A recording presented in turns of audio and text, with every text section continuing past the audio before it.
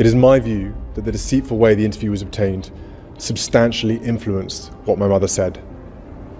What happens when the past refuses to stay buried, when the legacy of a beloved princess casts an unshakable shadow over the very institution that once tried to contain her? Decades after her tragic death, Princess Diana's influence still looms large, shaping the future of the British monarchy in ways no one could have anticipated. But when Prince William took a bold stand to protect his mother's legacy, the royal family found itself facing one of its most uncomfortable reckonings yet. How did Queen Camilla, now at the center of renewed scrutiny, react to being forced back into the most controversial chapter of her life? And with King Charles caught between his wife and his son, could this moment shift the very foundation of the monarchy itself? Let's explore. It was a statement that no one saw coming, yet it had the power to shift the very foundation of the British monarchy. Prince William, the future king, stood firm as he spoke, his words cutting through decades of carefully maintained royal decorum. He made it clear that his mother, Princess Diana, had been deceived, manipulated, and ultimately harmed by the circumstances that led to her infamous interview. It wasn't just about setting the record straight, it was about protecting the legacy of a woman whose voice had been silenced too soon. Inside the walls of Buckingham Palace, the reaction was immediate. Shock turned into whispers, whispers into gasps, and then silence. It was a rare moment when the weight of history could be felt pressing down on the royal family, forcing them to reckon with a past that refused to stay buried. The statement had been carefully worded, but its implications were unmistakable. William was taking a stand, and in doing so, he was challenging a system that had once failed his mother. No one, perhaps, felt the impact of his words more than Queen Camilla. Those close to her say she was visibly shaken, struggling to compose herself as the reality of William's declaration set in. For years, she had worked tirelessly to rebuild her public image, slowly shedding the shadow of the past that had followed her since the days of Diana. But with one speech, that shadow was back, looming over her in a way she had feared but never truly prepared for. Sources within the palace described Camilla as retreating to her private chambers, overwhelmed by the realization that despite all the time that had passed, Diana's presence was as powerful as ever. It was no secret that her relationship with William had always been one of quiet formality rather than warmth. While they maintained a public front of mutual respect, those within royal circles knew that behind closed doors there remained an unspoken tension, one that had never truly faded since Charles and Camilla's marriage. But this wasn't just a personal matter. William's statement had set the press into a frenzy. Within hours, headlines dissecting his words flooded the media, with many openly questioning how the monarchy would respond. Social media erupted with support for the prince, with thousands praising his courage to acknowledge a painful truth. Many saw it as yet another moment where William was proving himself to be his mother's son, unafraid to challenge the establishment when it came to matters of justice. For King Charles, the situation was far more delicate. As monarch, his priority was maintaining stability, ensuring that the institution of the crown remained unshaken. But as a husband, he couldn't ignore the pain his wife was going through. Camilla had endured years of scrutiny, having to navigate the difficult role of being the woman who replaced Diana in the public eye. Charles knew that she had tried in her own way to carve out a different path, focusing on charity work and stepping into the role of queen with dignity. But no matter what she did, the comparisons never truly ended. Behind closed doors, the discussions among senior aides were intense. The goal was to contain the situation before it spiraled further, but there was little they could do to change public sentiment. William had made his stance clear, and there was no walking it back. The question now was how the rest of the royal family would respond. The impact of his statement wasn't just felt within the palace. Across the country, discussions reignited about Diana's treatment by the institution, with many recalling how she had been left isolated during some of the darkest moments of her life. The BBC's infamous interview, now widely condemned for the deceitful way it had been obtained, was just one chapter in a much larger story, a story of a woman who had tried to modernize the monarchy in ways that were not always welcomed at the time. In many ways, William's decision to publicly defend his mother wasn't surprising. Those who had followed his journey knew that Diana's influence on him had never wavered. He had spent years ensuring that her humanitarian work lived on, whether through his own charitable initiatives or by keeping her memory alive in the way he raised his own children.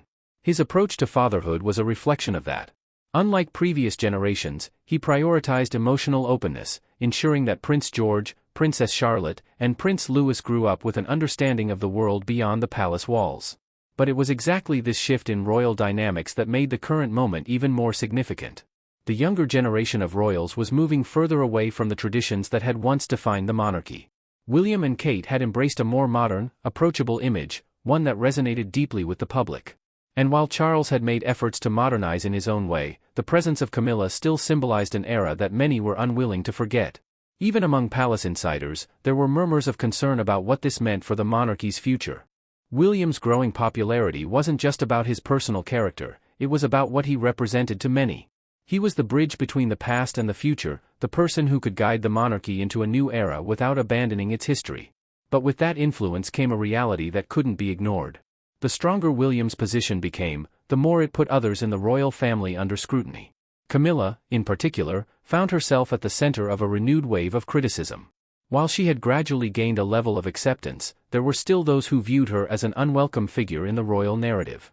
Now, with Diana's name once again dominating headlines, the criticism only intensified.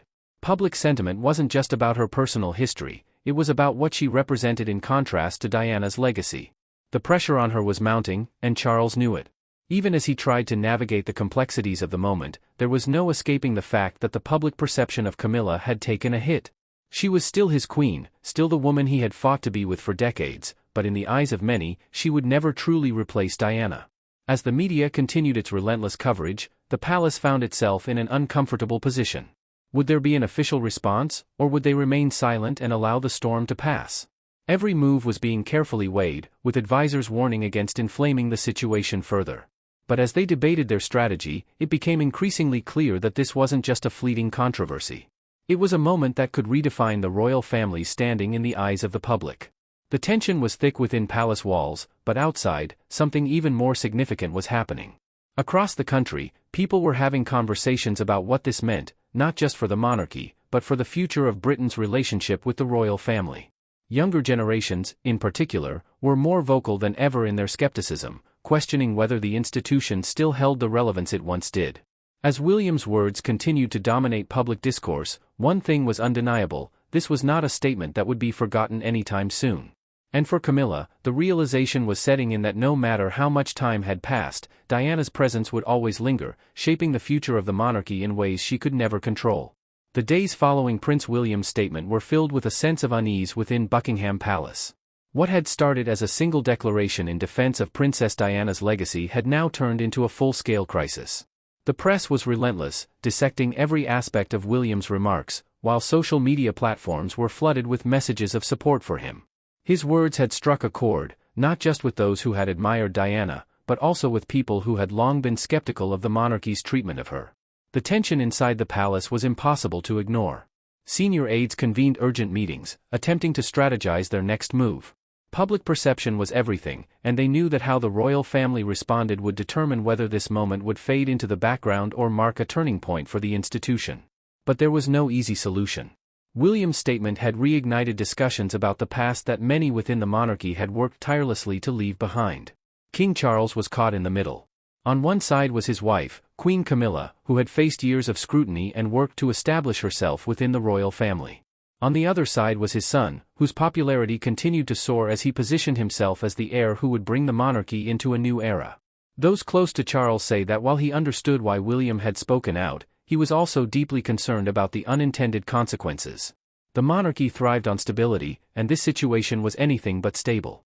Camilla, meanwhile, found herself in a difficult position. She had spent years carefully navigating her role as queen consort, avoiding direct comparisons to Diana wherever possible. But now, despite all her efforts, she was once again at the center of public discussion, with headlines questioning whether she would ever truly escape Diana's shadow. Inside the palace, some suggested that Camilla had taken the backlash harder than she let on. While she maintained her composure in public, reports suggested that behind closed doors, the weight of the situation was undeniable. For William, the reaction was not entirely unexpected. He had always been aware that speaking about his mother would bring back painful memories for many, both inside and outside the royal family. But this was never about stirring controversy, it was about setting the record straight. The impact of the media's treatment of Diana was something he had witnessed firsthand. From the constant press intrusion to the way she had been manipulated by journalists, he had seen it all. And now, as a father himself, he was determined that history would not repeat itself. Among those most affected by the fallout were William's younger children. While they were too young to fully understand the complexities of the situation, it was clear that their father's decision to speak out was shaping the conversations around them. William and Kate had always been intentional about how they introduced their children to the realities of royal life.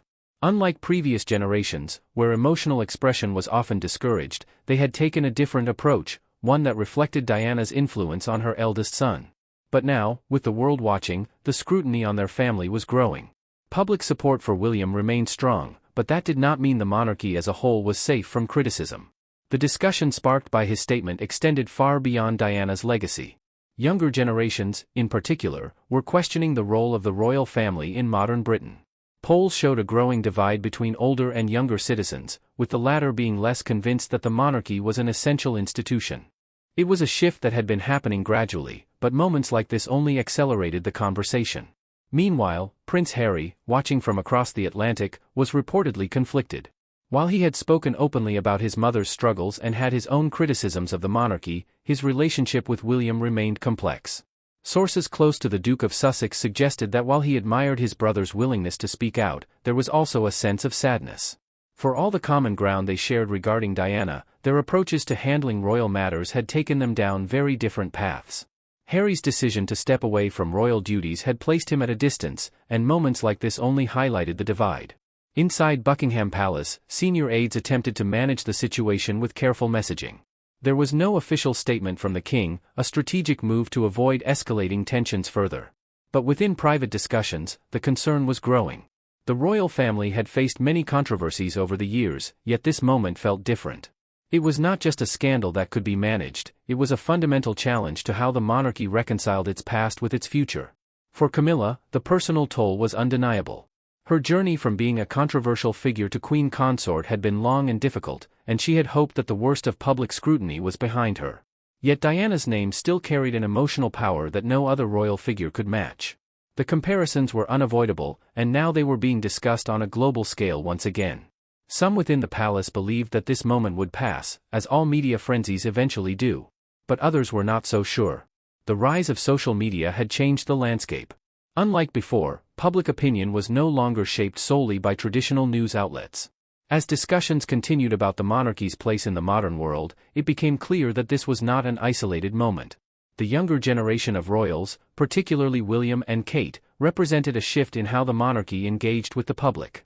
Their approach was more open, more emotionally expressive, and more connected to contemporary issues. But that also meant that conflicts like this would become harder to avoid.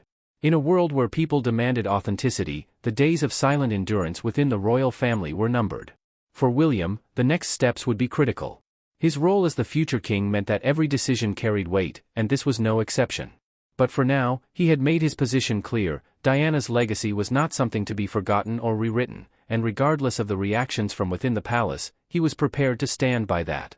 Despite the royal family's attempts to maintain normalcy, the growing public conversation around Princess Diana's legacy and William's stance made it impossible to ignore the deepening divide within Buckingham Palace.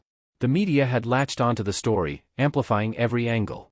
Was this a son's rightful defense of his mother's honor, or was it a direct challenge to the monarchy's long-held way of operating?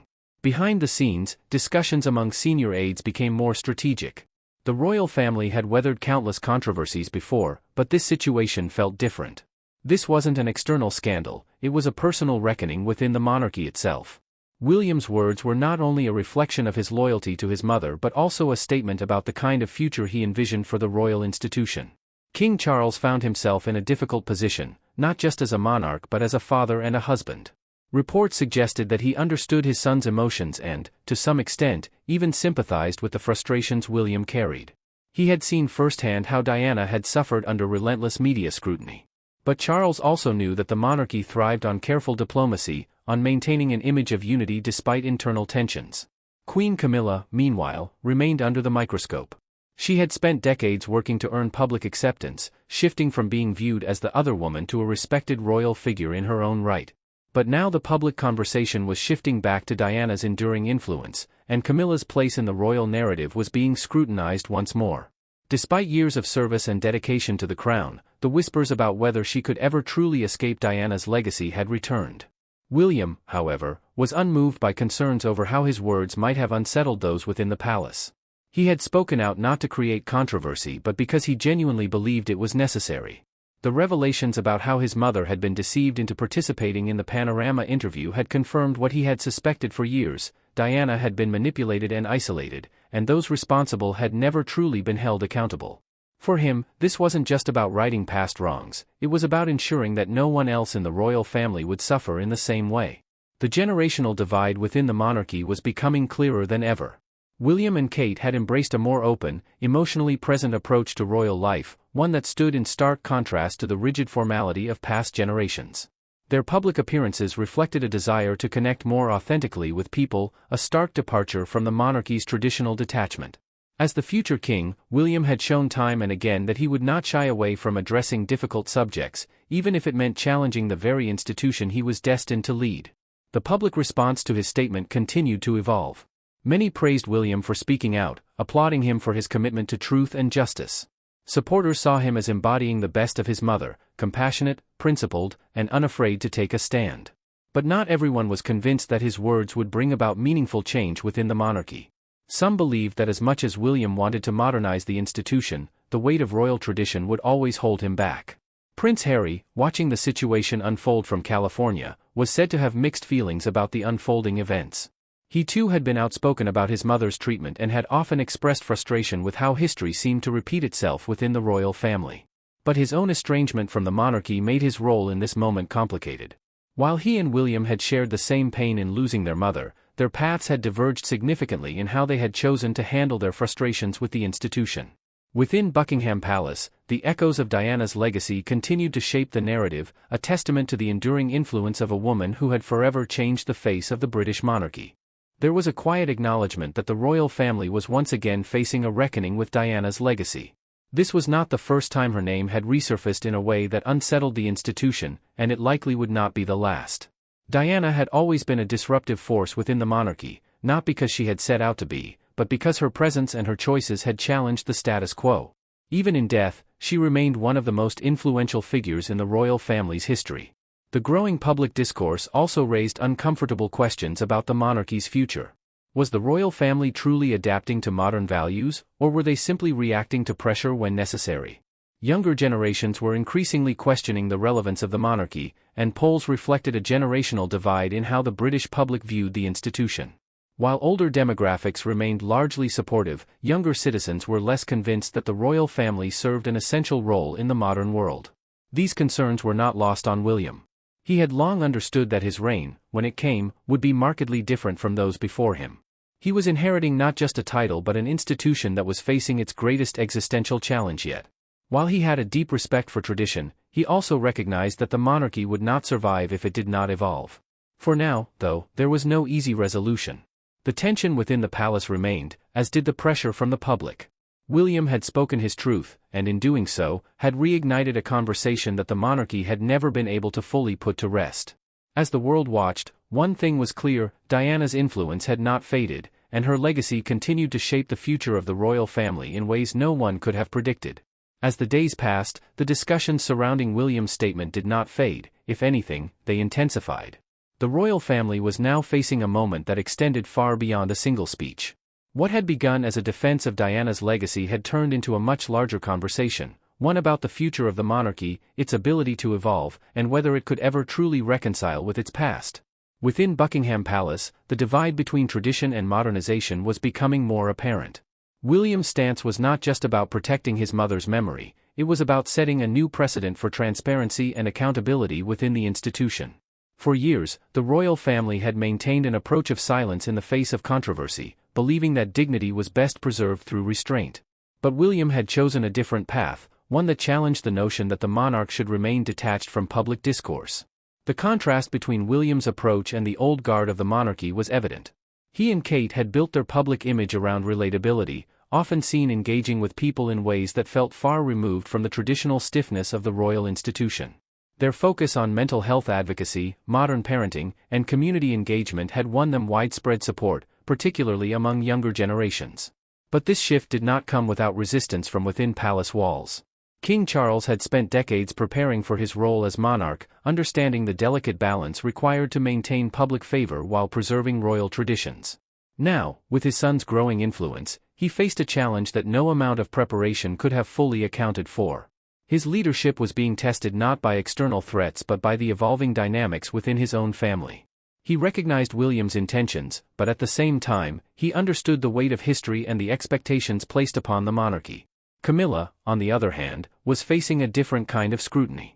The renewed attention on Diana had reopened old wounds, and public discussions about the past inevitably led to revisiting her role in the breakdown of Charles and Diana's marriage. It was a reality she had long accepted. Diana's memory would always be a part of the public consciousness. But this moment felt different. The comparisons between the two women were once again dominating headlines, and despite her years of service and commitment to charitable causes, she found herself being defined by a narrative that she had worked hard to move beyond. For William, however, this was not about Camilla. His focus remained on his mother's legacy and ensuring that the mistakes of the past were acknowledged. His frustration with the media's treatment of Diana had never faded, and now, with the truth about how she had been deceived coming to light, he was unwilling to remain silent. The ethical breaches surrounding her infamous interview had reinforced what he had always believed: Diana had been isolated, manipulated, and let down by those who should have protected her. Meanwhile, the monarchy's relationship with the public was shifting. Support for the institution remained strong among older generations, but younger people were becoming increasingly indifferent. Many questioned whether the monarchy still held relevance in a modern society that valued accountability and transparency over tradition and hierarchy. William's decision to speak out resonated with those who believed that the monarchy needed to evolve to survive. Prince Harry, watching from the United States, had his own perspective on the matter. He had long voiced concerns about the media's treatment of his mother and the failures of the institution to support her. While he and William had taken different paths, their shared grief over Diana's loss remained a common thread between them. However, their differing approaches to royal life meant that while Harry had chosen to leave the institution, William was actively working to change it from within. Inside the palace, senior advisors debated how to respond. Some believed that issuing a statement acknowledging William's concerns would help ease tensions, while others warned that any official response could further fuel the controversy. The royal family had historically adhered to the philosophy of never complain, never explain, but in an era of instant media coverage and social media activism, silence was no longer a foolproof strategy. As discussions continued behind closed doors, the monarchy found itself at a crossroads, grappling with the weight of its history and the demands of a rapidly changing world. The public discourse showed no signs of slowing down. Polls reflected the divide. While support for William remained high, opinions on the monarchy as an institution were becoming more polarized. Some viewed this as a necessary turning point, a moment that could push the monarchy toward long overdue reform. Others saw it as a sign of growing instability, questioning whether the royal family could withstand yet another period of public scrutiny. One thing, however, was clear: Diana's influence had not diminished. Decades after her passing, she remained a central figure in the monarchy's evolving narrative. Her legacy was not just about her charitable work or her role as the people's princess, it was about the way she had challenged the status quo, bringing warmth and humanity to an institution that had long been seen as distant. William had inherited more than just her name; he had inherited her determination to ensure that history would not repeat itself. The question now was whether the royal family would adapt to these changes or resist them. William had made his position clear: he was not willing to let the past be rewritten or forgotten. But the monarchy as an institution was built on continuity, on the idea that it could weather any storm without fundamentally changing. This was the true test it now faced. For now, the palace remained silent, watching and waiting as the impact of William's statement continued to unfold. But this was not an issue that would simply disappear. The debates about Diana's legacy, the role of the media, and the future of the monarchy were only just beginning. As Britain's royal family looked ahead, they faced a reality they could no longer ignore. Change was no longer a possibility, it was a necessity. The weight of Prince William's statement continued to linger over the monarchy, shaping conversations about both the past and the future. While Buckingham Palace had not issued an official response, insiders suggested that the royal family was well aware of the broader implications. This was no longer just about the BBC's unethical practices, it was about the role of the monarchy itself in shaping and controlling its own narrative. For many, it was clear that the institution was now at a crossroads. Public support for William remained strong, but it came with expectations. People were looking to him as the future of the monarchy, someone who could modernize the institution without compromising its legacy. His willingness to speak out about Diana's mistreatment resonated with those who had long believed the monarchy needed to adapt to survive in an era of increasing public accountability. Yet with that support came added pressure. Could William truly modernize the monarchy, or was he bound by the very traditions he seemed willing to challenge? For King Charles, the situation was becoming increasingly delicate. As monarch, his focus was on stability, ensuring that the royal family remained a symbol of continuity rather than division. But as a father, he recognized that his son's words carried emotional weight. Charles had spent decades rebuilding public trust, particularly after Diana's passing and his subsequent marriage to Camilla. While he had largely succeeded in repositioning himself as a stable, responsible leader, William's statements had inadvertently reopened wounds that had taken years to heal. The resurgence of Diana's influence in public discourse meant that Camilla, too, found herself once again under scrutiny. Despite her years of dedication to royal duties, there were still those who viewed her as a figure forever linked to the past scandals of the royal family. Reports suggested that while she maintained a composed public front, privately, the renewed attention had been unsettling. The idea that even in death, Diana's legacy could overshadow her own contributions was something Camilla had come to accept. But this moment served as a reminder that history's memory was long and unrelenting. Meanwhile, the broader conversation about the monarchy's future was gaining momentum.